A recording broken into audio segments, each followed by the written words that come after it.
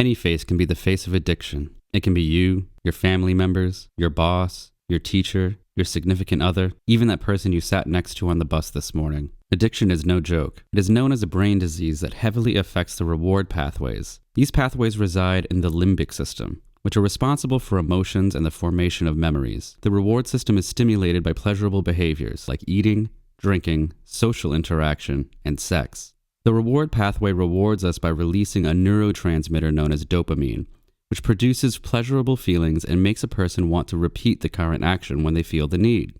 Behaviors that aren't so good for us, like spending way too much time online, gambling, or even drug use, can also stimulate our reward pathways. When one continually abuses a substance such as alcohol, nicotine, or cocaine, the reward system is tricked by turning natural needs into drug needs and increases the amount of dopamine in the system. This is what leads to addiction. It is true that prolonged exposure has damaging effects on the brain, but the brain is also amazingly resilient and can heal over time with the proper measures. Everyone is different, so treatments may vary in achieving sustained abstinence. But recovering from addiction isn't just about quitting the drugs. It is about recovering the self that has been lost. Depending on the drug, physical withdrawals may take place, but emotional withdrawals are also caused when the stimulation of an addict's receptors decrease. Detoxification and medical treatments alone do not focus on the psychological, social, and behavioral problems associated with addiction. This unfortunately does not achieve the lasting behavioral changes necessary for recovery. So for addicts who come into treatment feeling emotional withdrawals, music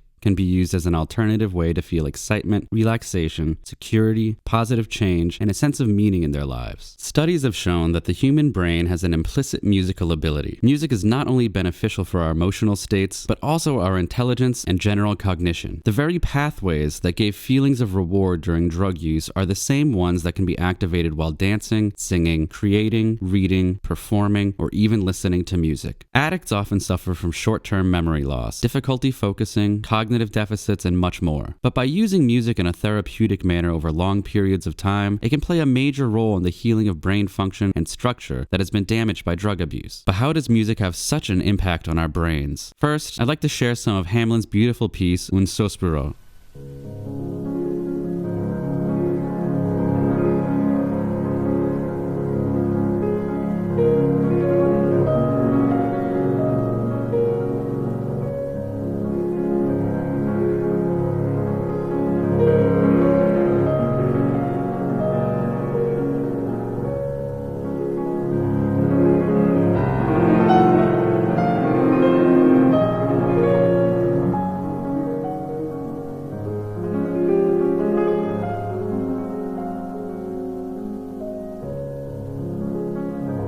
Believe it or not, listening to this piece just simultaneously activated neural networks all over both hemispheres of your brain. Certain tasks, such as reading or doing math, will only activate limited areas. Un Sospiro just resonated through all 4 lobes of your brain, which includes the frontal, temporal, parietal, and occipital, plus the cerebellum. As soon as the song was played, your auditory cortex worked with your cerebellum to process the signal into information about frequency, pitch, spatial location, timbre, amplitude, duration, and much more into a unified musical experience. Your brain did all this work in just a split second when you first heard the music. This display of musical notes activated your visual cortex, but it is also activated when simply watching a performer or your own movements. What did you think of when listening to this piece? The images or thoughts you just had in your mind activated your sensory cortex. Did you have any expectations of where the tune will lead? This creation of expectations, like waiting for that bass to drop or the chorus to begin, activates the prefrontal cortex. But what about this tune?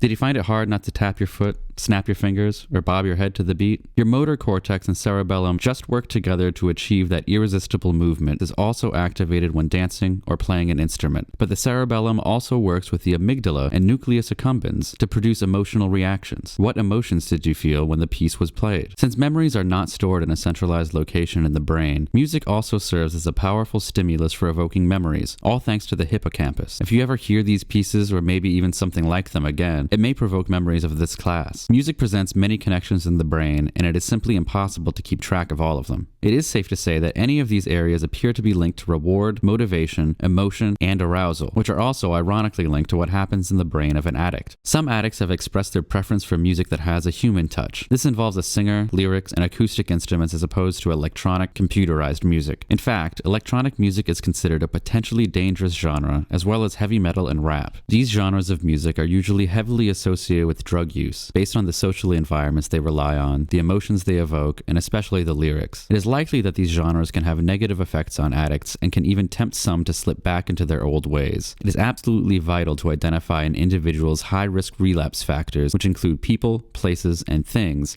and these genres of music can unfortunately fit into these factors. Although listening to music activates our brains in many ways, playing a musical instrument engages practically every area of the brain at once. Disciplined and structured practice is found to strengthen brain functions, even enabling us to apply that strength to other activities. This allows the motor cortex to utilize both sides of the brain and even strengthen the bridge between the two hemispheres, known as the corpus callosum. This allows messages to get across the brain through more diverse routes at an even faster pace. Because of this, musicians have higher levels of function, especially towards planning, strategizing, attention to detail, and memory. But you certainly do not need to be a musician to achieve these benefits for yourself. Any face can be the face of addiction, but the question now becomes, why isn't music a part of your recovery strategy?